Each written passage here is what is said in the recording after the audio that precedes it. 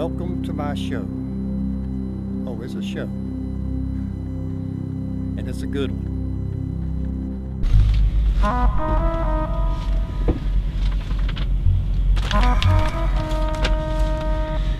I don't know how things get so screwed up.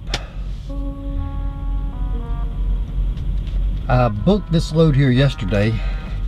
It's going from, well, here's the rate contract here from the broker. Elyria, Ohio, which was a little bit near Cleveland, Ohio, a little bit west of it. And it's going down to Leesburg, Virginia. And I'm over here on the Turnpike in PA, the expensive one. I think, what, 76? I stopped into this little travel plaza here. I knew I wasn't going to make it there until around 4:30 or so, about 4:15, 4:20. So I called the customer. There was a point of contact over here. So I called them and he didn't answer. So I left him a message. Then I sent him a text to the same number, because sometimes they won't answer their messages, but they'll want to text. And so I was laying down, kind of taking my little 30-minute break, about to doze off, and my phone rings. And it's the customer saying this load wasn't supposed to pick up until like next month, that there's nobody at the facility, there's no way to unload it, nobody be there to unload it. He said this had happened again last month. He asked me if I could bring it to his site in New Jersey. So I called, stopped where I was at. I called the broker immediately. And of course, it's C.H. Robinson. The lady says that the broker's in a meeting. Now it's like 4:30, 4:45 in the afternoon. Says the broker's in a meeting, that he would have to, she took the customer's point of contact. Anyway, the whole thing is, now I don't know whether to take the thing back. I'm waiting on the broker to tell me what to do. I got to either take it back or take it to New Jersey. He said he'd be fine with me to bring it to their warehouse in New Jersey, and they could just hold it till whenever I guess they need the product.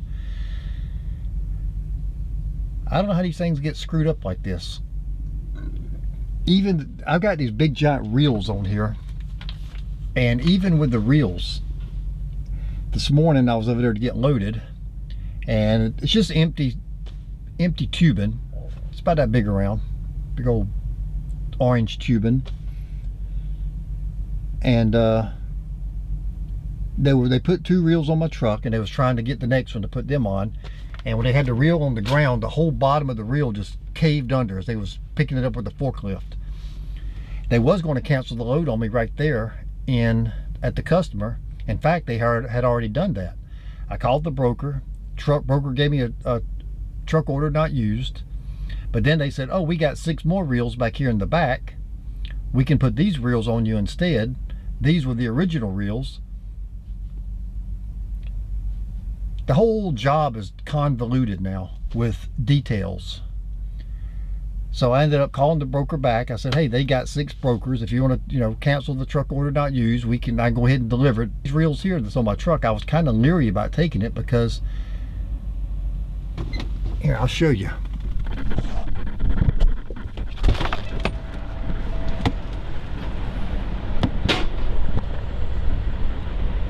These are the reels right here. You can see right there, see how it's bent right there on the 4x4? I mean, the little piece of wood, they got it there. Oh, showing it down to it. See how that little cable reel is bent? Well, the other one's just collapsed. And if one of these reels just happens to collapse, and those things do collapse, what'll end up happening is this whole thing will fall off the truck.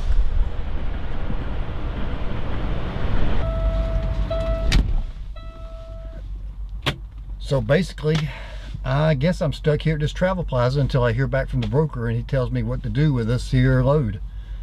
You have marketplace insurance, sir? Do I have marketplace insurance? Yeah. Does your mom? Oh my God, these damn telemarketers, buddy. I swear to God.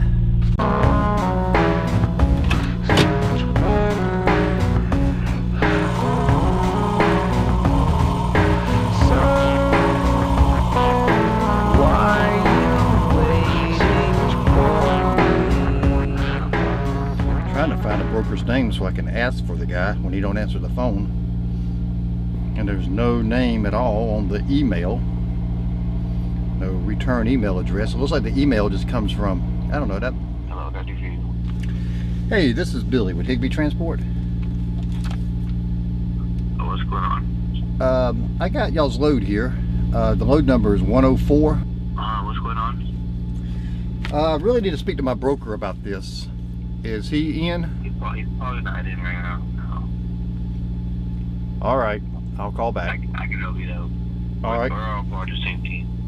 Well, I called the customer this morning. I apologize. It's like. Can you tell me Can you tell me his extension? Because he don't give me no extension. Every time I call in, it asks for an extension. At least I got a good rate on the load itself, but I should have been at the customer right now taking this stuff off. Well, I just got a call from the broker, and he said he'll know something for me here in the next 5 or 10 minutes. I told him, I said, all right, well, let's get the ball rolling, because I'm feeling anxious to get this thing moving one way or the other. Still waiting. Well, now it's 10:30 in the morning. Now I'm starting to get a little bit more annoyed. How hard can it be to contact a customer and say, hey, the place that you having us send us to is not open. We need to bring it back. How hard can that decision be? It's just insane how inefficient these brokers are. They can't do anything. Now 11 o'clock the next morning. I'm calling them again to ask them, please update me with some information. I mean, and then of course I get somebody else on the phone, so I got to explain the whole story again. Even though I got the extension to the guy who's handling the load, obviously he's not the broker of the load. Such inefficiencies. Such inefficiencies. And this is always the problem with large brokers like this. Anytime you're dealing with TQL, CH Robinson, or these big mega brokerages, these things happen. When you're working with a small individual who got small accounts, they can make the call. They can call. Are you a carrier looking for freight opportunities? Hey, Billy. Hey. These people are starting to make me really bad. I'm really sorry. Yeah, this is getting annoying now. I mean, this has been going on. I've notified you guys at 4:30 yesterday, but you weren't there. And now it's going on 11, and I need to do something. Managers to get people going, and they're just. She said they keep saying they're checking on it, and they're not giving responses back. So we'll get you compensated for this one. You just talked to Avery too, I'm assuming. Yeah, I called, but she didn't know I had to. She was checking, and the call disconnected. Okay, yeah. She put another note in it too, so there's now 3 people in my office that are trying to get this going, and we're not getting any response from the customer apparently, or they're just being lazy on our side too. All right. Well, I'm waiting patiently. I'm trying to be patient, but yeah, I'm really sorry, man.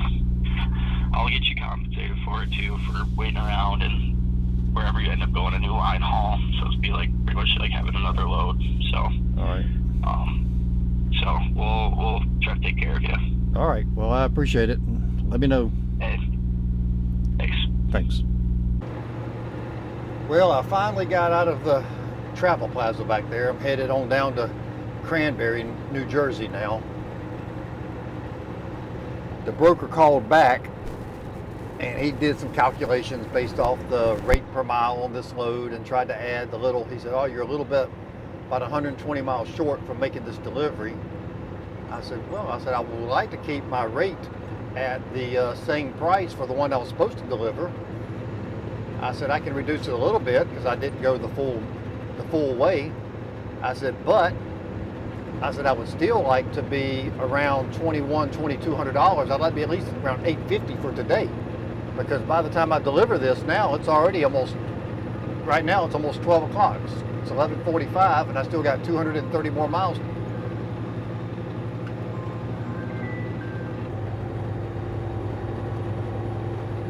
There's another goddamn telemarketer. That's go finish this run. I got 60 more miles to go.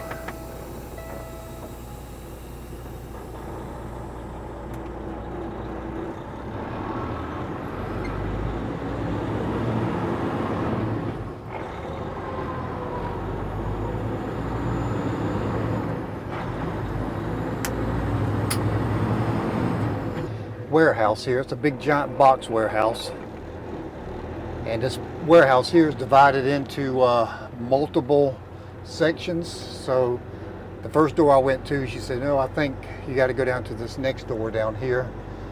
So I've got to come down here and check in, and I don't see a entry door here. Is this it here? Let's try this little receiving door here. This is the bad thing about these box warehouses. You never really know where you're going. Well, I just went and checked in at this here warehouse, and they was confused. They didn't know anything about this load. So I had to call the guy, Steve, who was supposed to receive it. And he had said, he told the guy at the window where you check in, he said, I even forgot his name now. I've got a terrible memory. But they went and got the warehouse manager. And then the guy comes back and says, we ain't got no room for it. Don't know what to tell you. I guess I don't know why it was brought here. He goes, but we ain't got any room for it.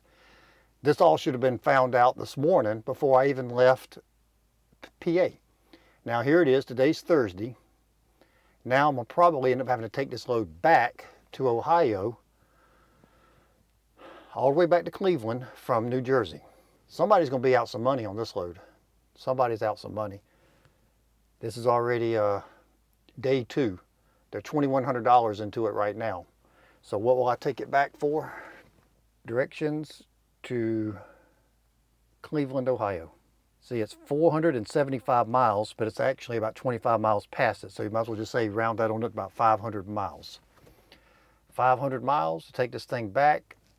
I'll probably go straight across 80 instead of the turnpike. And that'll put it, see, the thing is now, by the time I get there, it'll be Friday afternoon. Is this place going to be receiving these things back late in the afternoon? I told the broker, let's get on this right now, because I can start heading that way now and have a chance to get this thing offloaded tomorrow. Don't dilly-dally around and wait till noon tomorrow to tell me what to do like you did today, because that's going to screw up my whole weekend. Somebody screwed up. Somebody screwed up bad. And it seems like now it's pointing fingers at the broker. But it should be something with the shipper too, because the shipper should have information on when orders are to be shipped. I don't know. So I don't really know how this thing played out, but here it is on my truck and I'm dealing with it. Well, I'm doing everything I can to get this thing off of my truck. I just circumnavigated the broker that I've been dealing with. I called Steve, the guy who's supposed to receive this. I said, who are you dealing with over there at C.H. Robinson? And he said, I'm working with a lady named Red, and he gave me her phone number. I called her, and immediately I could tell she's an older woman, at least in her 30s or so.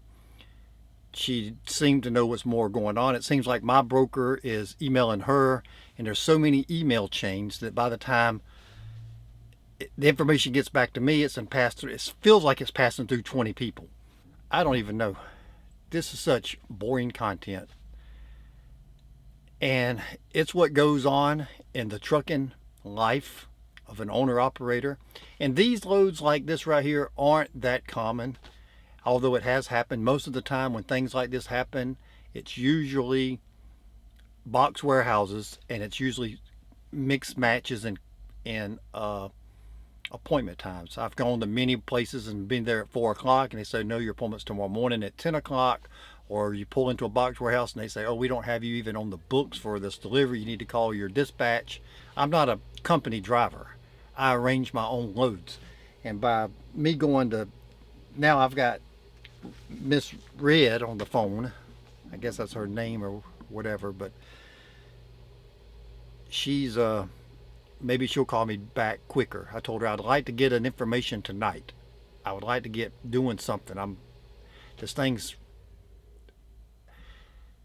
it's testing my patience. Hello, it's Billy. Billy Thread. Hey, just go back to Elyria, Ohio. All right. And I guess they're going to compensate me a little bit for extra for that as well. Yeah, how many miles is that from where you're at to Elyria? It's about 500.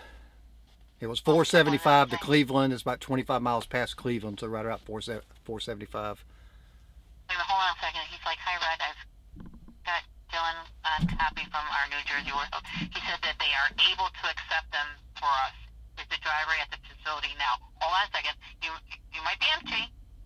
Oh, Yes. Are you in a door or something? No, I'm on a step deck. There's a big box warehouse out here. Do I go back? So you're right there? Yes, I'm still in the parking lot. Driver is in the parking lot of the facility? Yeah. In the parking lot of the West Coast facility. Yeah, I checked in and I called. They didn't know anything about it. When I got here, they was like in the dark.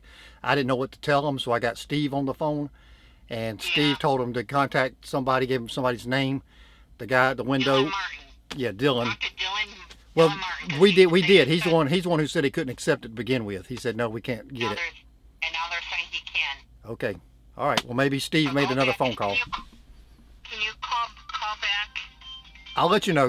Hold on a second. Okay. Hello, Steve Robinson. Hold on a second. Hello? Speaking. Hi, I just want to get my poor driver unloaded. Billy, go ahead and check in with the facility. I'm walking in there now. Okay. And let me know if you have any problems that they said. All right. They are going to accept them here after all of this. Now they are going to accept them, but I got to wait till tomorrow morning at 7 a.m., which is fine. My day is done anyway. I'm already in the parking lot. I can sleep here. But tomorrow morning, by 8 o'clock, 7:30, these things should be off my truck, and I can wipe my hands from this job. At least I still made a decent paycheck on it. Turned into a little bit of a hassle, a lot of headache, more than I wanted. Well, the job should be done in the morning.